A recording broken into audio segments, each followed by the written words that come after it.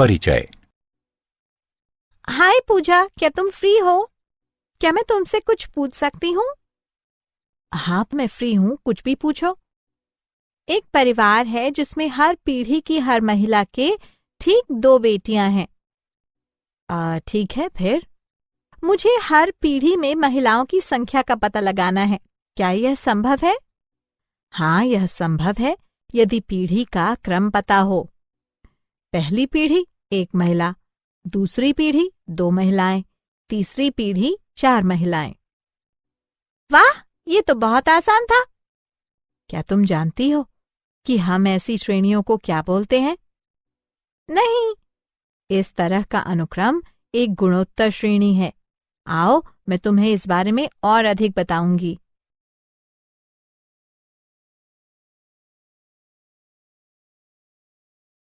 उद्देश्य। इस पाठ के अंत में आप निम्न करने में सक्षम हो जाएंगे।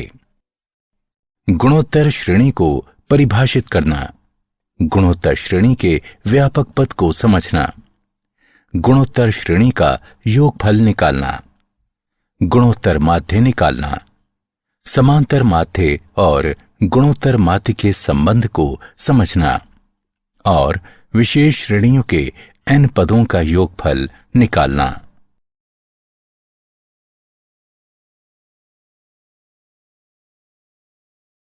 परिभाषा। एक गुणोत्तर श्रेणी या जीपी एक अनुक्रम है जिसमें प्रथम पद को छोड़कर हर नया पद अपने पिछले पद में एक अचर गुणांक r से गुणा करके प्राप्त किया जाता है। इस अचर गुणांक को सार्व अनुपात कहते हैं। आइए निम्न अनुक्रम पर विचार करते हैं जिसमें प्रथम पद a अशून्य है और सार्व अनुपात r है।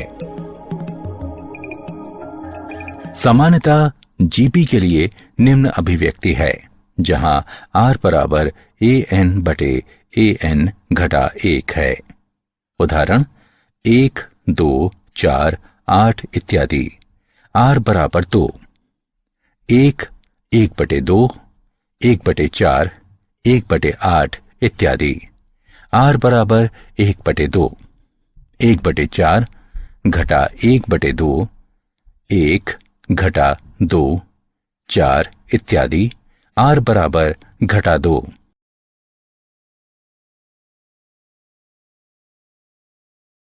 गुणोत्तर श्रेणी का nवां पद। गुणोत्तर श्रेणी का nवां पद इस प्रकार दिया जाता है। परिमित गुणोत्तर श्रेणी नीचे दी गई है। अपरिमित गुणोत्तर श्रेणी नीचे दी गई है। इस श्रेणी को परिमित श्रेणी कहते हैं तथा इस श्रेणी को अपरिमित श्रेणी कहा जाता है।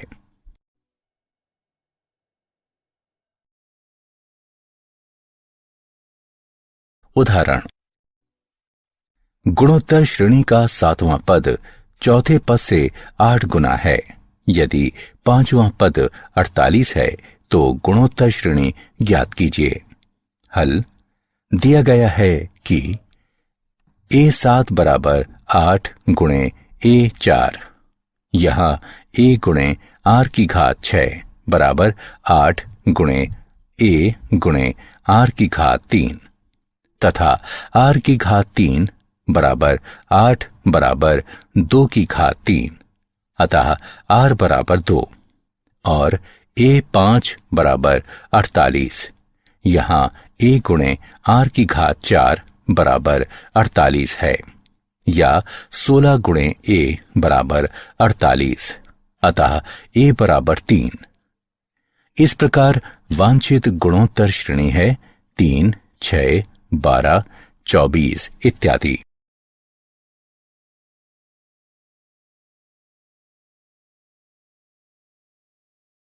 गुणोत्तर श्रेणी के n पदों का योगफल। मान लीजिए कि हम गुणोत्तर श्रेणी के पहले n पदों का योगफल निकालना चाहते हैं तो हमें ये मिलता है तथा इसे एक गुणोत्तर श्रेणी कहा जाता है। अब r से गुणा करके और फिर घटाकर योगफल ज्ञात करने का उपाय यहां है। हमारी श्रेणी 5 पदों को जोड़ती है, ताकि अब जब 1 घटा r से भाग दें जब तक r 1 के बराबर ना हो जाए, तो हमें एक गुणोत्तर श्रेणी के पदों का योगफल एक गुणोत्तर श्रेणी देता है। यदि प्रथम मान a है तथा सार्व अनुपात r है, तो पहले n पदों का योगफल Sn बराबर a 1 घटा r की घात n बटे 1 घटा r, बशर्ते r 1 के बराबर ना हो।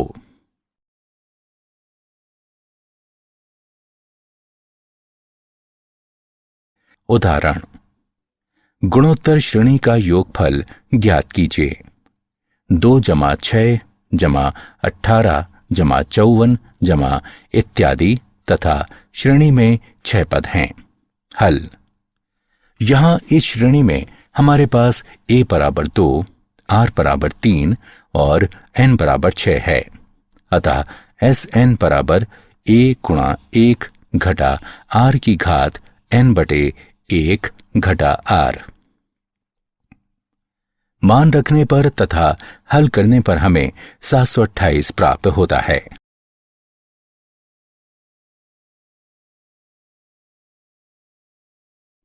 गुणोत्तर श्रेणी का योगफल ज्ञात कीजिए। 8 घटा 4 जमा 2 घटा 1 जमा इत्यादि तथा श्रेणी में 5 पद हैं। यहां श्रेणी में हमारे पास a बराबर 8, r बराबर घटा 1 बटे 2 तथा n बराबर 5 है। अतः Sn बराबर a गुणा 1 घटा r की घात n बटे 1 घटा r है। यहां मान रखने पर तथा हल करने पर हमें 11 बटे 2 प्राप्त होता है।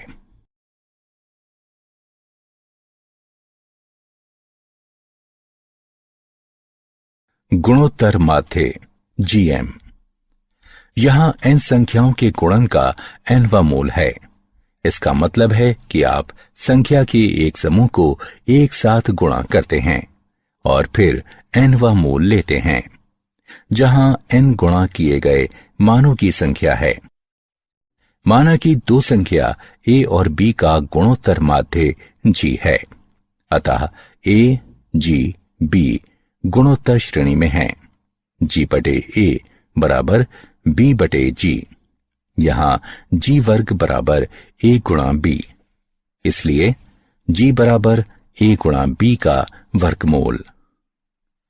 यदि 2 धनात्मक संख्याएं दी गई हैं, तब गुणोत्तर श्रेणी बनाने के लिए हम उनके बीच कई संख्याएं डाल सकते हैं।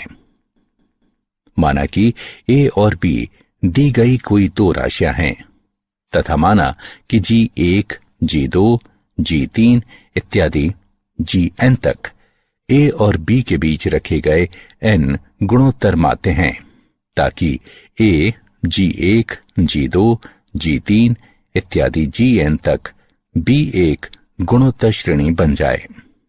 माना कि r सार्व अनुपात है। a और b समेत कुल पदों की संख्या n जमा 2 है। अंतिम पद b बराबर है n जमा 2वें पद के, जो कि बराबर है tn जमा 2 के, जो कि बराबर है a गुणा r की घात n जमा 1 के। अर्थात b बटे a बराबर r की घात n जमा 1, अर्थात r बराबर b बटे a पूरे की घात 1 बटे n जमा 1। G1 बराबर a गुणा r बराबर a गुणा b बटे a पूरे की घात 1 बटे n जमा 1। G2 बराबर a गुणा r वर्ग बराबर a गुणा b बटे a पूरे की घात 2 बटे n जमा 1 इत्यादि तथा Gn बराबर a गुणा r की घात n बराबर a गुणा b बटे a पूरे की घात n बटे n जमा 1। इस प्रकार n गुणोत्तर माध्य है। इन्हें a और b के बीच रखा जा सकता है।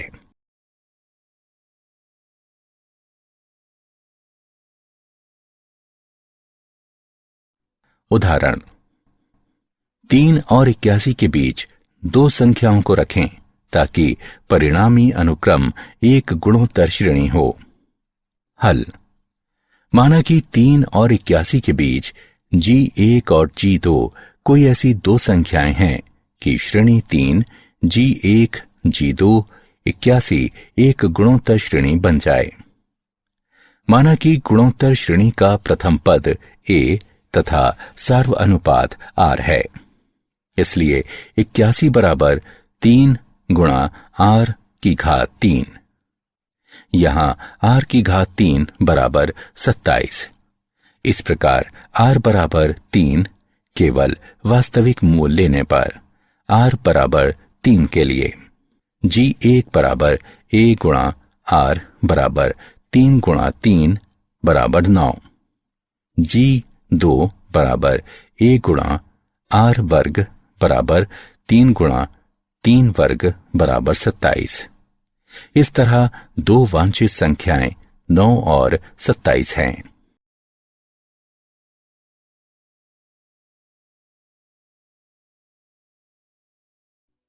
उदाहरण, दो संख्याओं का योगफल उनके गुणोत्तर माध्य का 6 गुना है। दिखाइए कि संख्याएं अनुपात में हैं। हल। माना कि दो संख्याएं A और B हैं। गुणोत्तर माध्य बराबर है AB के वर्गमूल के। दी गई शर्तों के अनुसार A जमा B बराबर 6 गुणा AB का वर्गमूल। इसे समीकरण 1 से चिन्हित करें, अर्थात A जमा B का वर्ग बराबर 36 गुणे AB है, तथा A घटा B का वर्ग को इस प्रकार भी लिखा जा सकता है, और A घटा B बराबर 4 गुणा 2 का वर्गमूल गुणा AB का वर्गमूल। इसे समीकरण 2 से चिन्हित करें। 1 और 2 को जोड़ने पर तथा समीकरण 1 में A का मान रखने पर हमें प्राप्त होता है A बटे B बराबर 3 जमा 2 गुणा 2 का वर्गमूल गुणा AB का वर्गमूल बटे 3 घटा 2 गुणा 2 का वर्गमूल गुणा AB का वर्गमूल। अतः वांछित अनुपात निम्न है।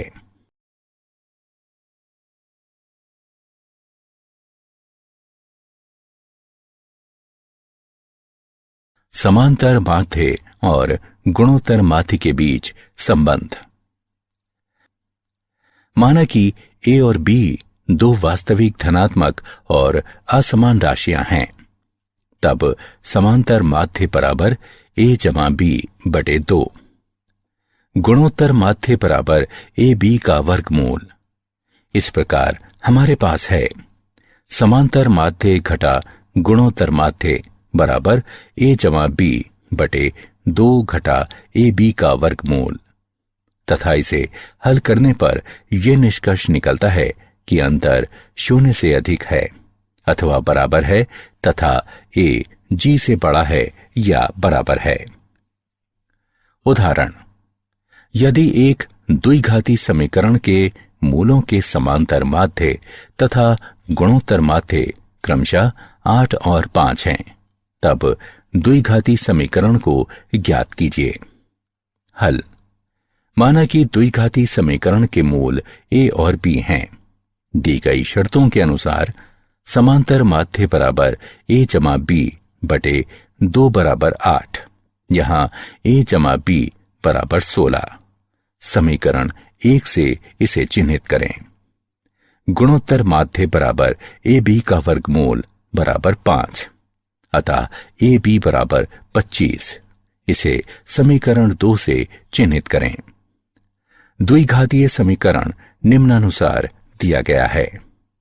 x वर्ग घटा x गुणा मूलों का योगफल जमा मूलों का गुणनफल बराबर 0। x वर्ग घटा x गुणा A जमा B जमा AB बराबर 0। समीकरण 1 तथा समीकरण 2 का उपयोग करते हुए x वर्ग घटा 16x जमा 25 बराबर 0। इस प्रकार वांछनीय द्विघाती समीकरण है x वर्ग घटा 16x जमा 25 बराबर 0।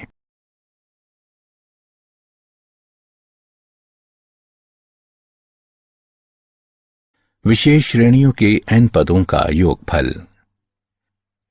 कुछ विशेष श्रेणियों के n पदों का योगफल अर्थात प्रथम n प्राकृत संख्याओं का योगफल, प्रथम n प्राकृत संख्याओं के वर्गों का योगफल, प्रथम n प्राकृत संख्याओं के घनों का योगफल।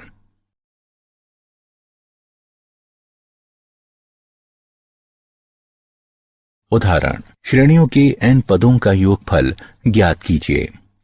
श्रेणियों का आठवां पद निम्न है।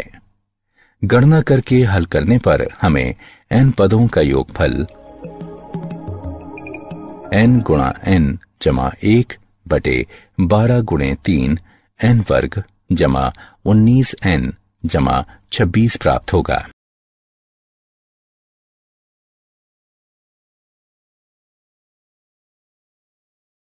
क्या आप जानते हैं, हरात्मक श्रेणी एक अनुक्रम हरात्मक श्रेणी हो सकता है यदि उनका व्युत्क्रम रूप एक समांतर श्रेणी हो। हरात्मक माध्य, जब तीन संख्याएं HP में हैं तब दो पदों के बीच का पद हरात्मक माध्य कहलाता है। माना कि H दो संख्याओं A और B के बीच हरात्मक माध्य है, अतः A HB HP में है।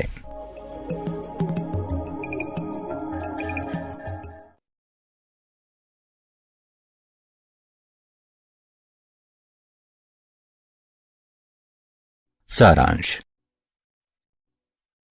आइए हमने जो कुछ सीखा है उसे संक्षेप में दोहराएं।